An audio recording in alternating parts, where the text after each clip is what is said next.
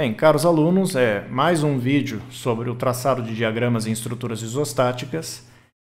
Eu quero tratar esse vídeo aqui para mostrar para vocês como a gente faz o uso do princípio da superposição dos efeitos na análise de estruturas com foco principal no traçado do diagrama de momentos fletores, tá? Embora o que eu vou mostrar aqui serve também para cálculo de reação de apoio e também o traçado do diagrama de esforço normal e o esforço cortante. Então, primeiro de tudo, o que é o princípio da superposição dos efeitos? Para começar, só dá para aplicar ele no seguinte campo de validade: linearidade física, que vocês veem em resistência dos materiais, ou seja, tem uma relação linear entre tensão e deformação, ou seja, é válida a lei de Hooke. E o outro ponto é linearidade geométrica, ou seja, eu estou trabalhando com uma estrutura que tem pequenos deslocamentos e pequenas deformações. Tão pequenos que o equilíbrio de forças, quando eu faço o equilíbrio estático das forças, ele é feito com a configuração indeformada da estrutura, ou seja, é a teoria de corpo rígido que a gente usa na isostática. Tendo em mente que eu preciso dessas duas condições para aplicar o princípio das superposições dos efeitos, agora a gente pode entender como que ele funciona. Então, se eu tiver aqui uma estrutura com várias ações, no caso aqui, o que são as minhas ações? Uma carga distribuída, uma força concentrada, um momento aplicado.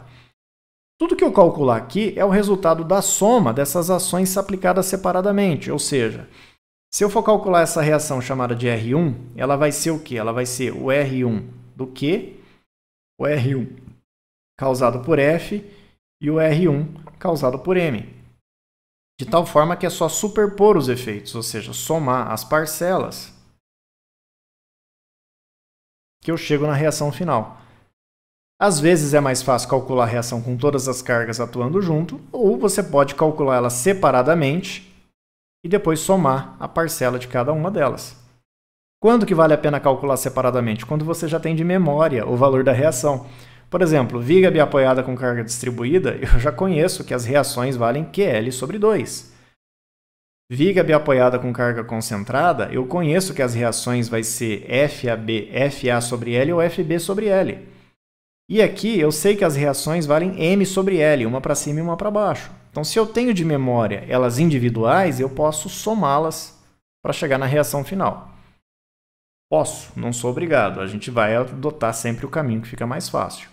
Não só para reações, gente. Se eu pegar uma seção transversal aqui, ó, por exemplo, aqui no canto, ó, e calcular um momento fletor aqui, essa mesma seção, em cada uma das parcelas, vai me dar o momento devido à carga Q, o momento devido à força F e o momento devido a um momento M. O momento final ali é a soma delas.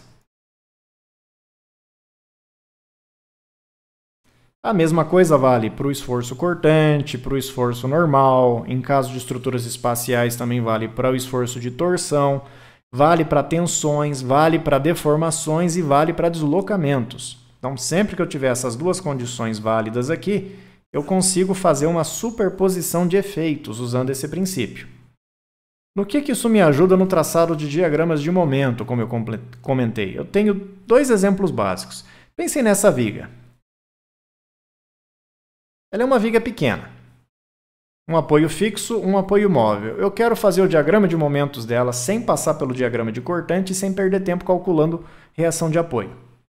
Eu consigo. Quanto que é o momento em A? Lembra, gente? Convenção que a gente tem aqui, ó, deixa eu desenhar.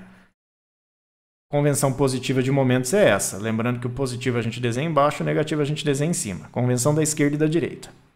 O momento em A não tem nada aplicado em A, ele é zero. Já sei o momento em A.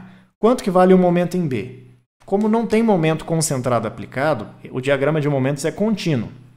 Eu posso pôr uma seção à esquerda ou à direita. A esquerda é mais fácil.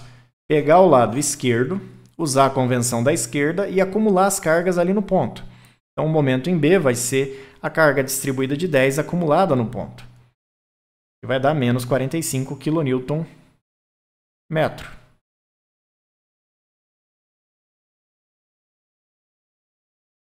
O momento em C, mesma coisa do B, gente. Não tem momento aplicado. O momento à esquerda e à direita é igual. Então, eu posso fazer uma seção à direita, que é mais fácil, não pego o apoio, e ficar com o lado direito, que não tem reação de apoio na carga.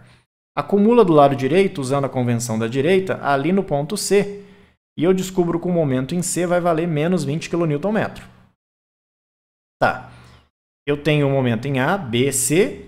D segue a mesma situação do A, não tem momento aplicado, o momento é zero. Eu tenho um momento nos 4 pontos. Como que eu faço o diagrama agora sem eu ter a reação de apoio mais nada? A gente representa a barra, indica o valor dos momentos que eu tenho calculado, A0, B45 negativo, desenho em cima, C20 negativo, desenho em cima e D igual a zero. E o que normalmente o professor fala é o seguinte, faz uma linha de fechamento e pendura uma coisa chamada QL2/8, que é o que eu representei aqui. Pendura no sentido da carga, então a carga Q de 10 está para baixo, pendura para baixo.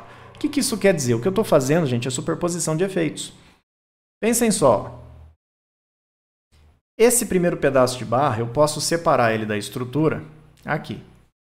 Ele está submetido ao seguinte, ele tem uma carga distribuída de 10 kN por metro, e onde eu cortei ele aqui do lado direito, eu tenho que colocar os esforços que eu removi. Como eu tirei a direita, a convenção da direita.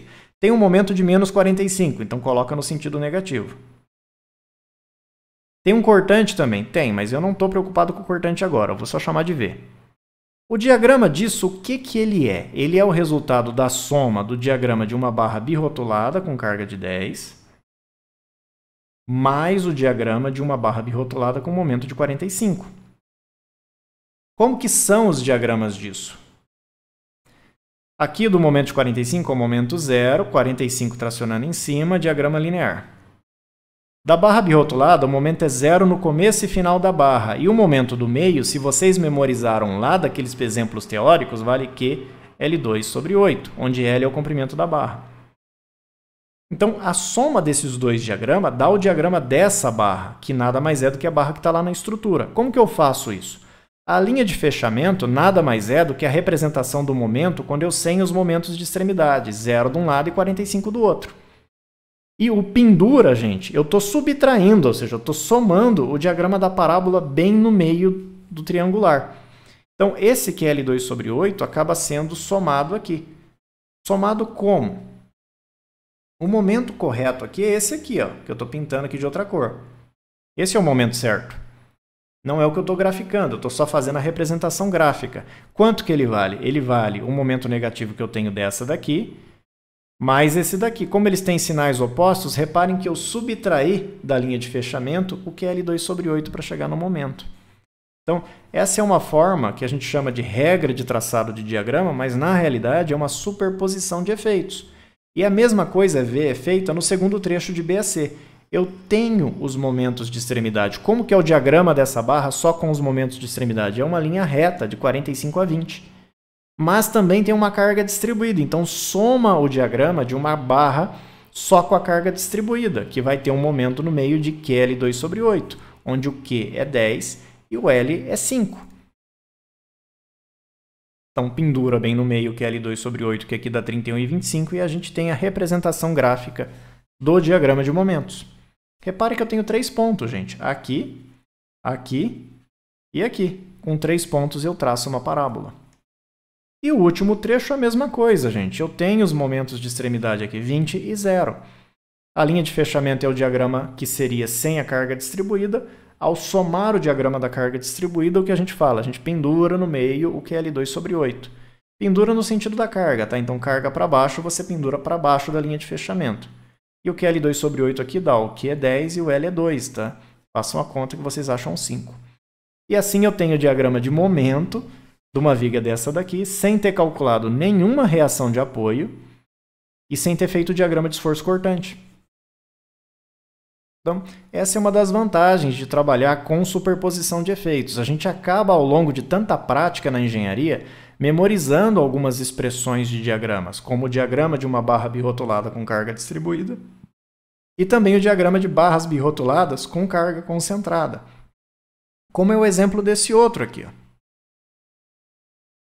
Uma viga também biapoiada, ó, A e C. Não vou calcular a reação de apoio, só quero os diagramas de momento. Então, o momento em A. Vou colocar de novo aqui minha convenção positiva. Ó. Positivo embaixo, negativo em cima. O momento em A é 0, não tem momento aplicado aqui para ter valor.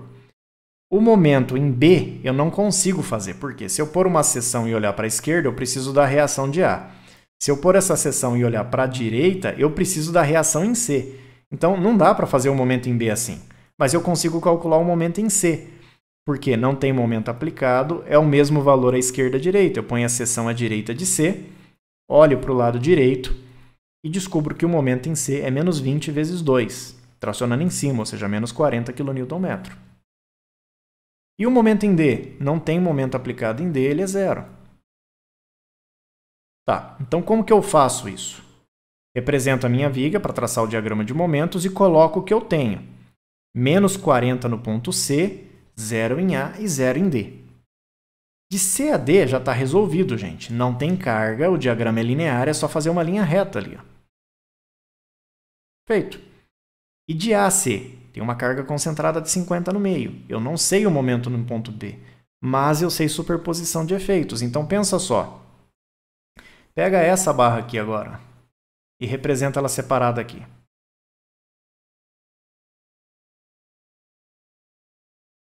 O que a gente costuma dizer? A gente diz que à esquerda eu tenho A, que é 3 metros, à direita eu tenho B, que é 2 metros, e o total é L, que é 5 metros. Ela está submetida à carga concentrada e aos momentos de extremidade. Lembra, gente? Eu cortei aqui em C, para poder separar a barra. Então, eu tenho que colocar o momento aqui. O momento é menos 40, então coloca 40 tracionando em cima, contrário à convenção da direita. O diagrama disso nada mais é do que o diagrama de uma barra birrotulada com carga de 50 mais uma barra birrotulada com momento de 40. E os dois diagramas eu conheço. O momento de 40 a gente desenha aqui tracionando em cima, linear. A carga concentrada, começo e final de barra, o momento é zero. E quem lembra da teoria sabe que no sentido da carga aqui, eu tenho P AB sobre L, onde P é 50, o A e o B eu já indiquei na figura ali do lado. E ele é um diagrama bilinear, desse jeito. A soma dos dois vai dar o diagrama final. Então, a linha de fechamento, basicamente, é o diagrama para os momentos de extremidade. E o PAB sobre L, eu penduro, eu somo no outro diagrama a partir da linha de fechamento. Então, eu penduro no mesmo sentido da carga, carga para baixo, coloca para baixo, no mesmo local da carga, né, gente? Se a carga está a 3 metros, ele vai na mesma posição. E esse 60 é o PAB sobre L, gente. O P é 50, o A e o B é 3 e 2, dividido por L, que é 5. E eu já tenho a posição aqui do momento que estava faltando. Se eu quiser calcular, agora a gente só precisa de semelhança de triângulos. Eu precisaria desse valor aqui. Eu sei o valor aqui por semelhança de triângulos e eu sei o valor do meio do PAB sobre L. Se eu somar os dois, eu tenho esse valor. Não vou fazer aqui, eu vou deixar para vocês tentarem depois. Então, por superposição de efeitos, sem passar pelas reações de apoio, sem fazer o diagrama de cortante, eu consigo representar o diagrama de momentos dessa viga tranquilamente. Então, há muitas situações em estruturas em que a gente consegue traçar o diagrama de forma bem direta, bem fácil, mas isso requer experiência. Então, de onde que vem a experiência? Fazendo muito exercício. Não tem outro jeito. Então, pratiquem com o método das seções, pratiquem com o método das seções já simplificando, pratiquem o diagrama somando áreas e somando cargas. E quando vocês menos esperarem, vocês já vão estar fazendo diagramas assim com superposição de efeitos e calculando o momento e o cortante só em pontos chaves e já traçando o diagrama de forma mais direta. Isso vai ser importante ao longo do curso de engenharia, porque as estruturas são isostáticas no começo do curso, mas a gente vai chegar em estruturas hiperestáticas, cujo trabalho para resolver é bem maior. Então, fazer os cálculos de forma mais direta e rápida vai ajudar lá na frente. Então, é isso que eu queria mostrar com esse vídeo. Eu espero que isso ajude a esclarecer o que a gente faz com essas regras de traçado de diagrama, que nada mais são do que uma soma usando o princípio da superposição dos efeitos. Até mais!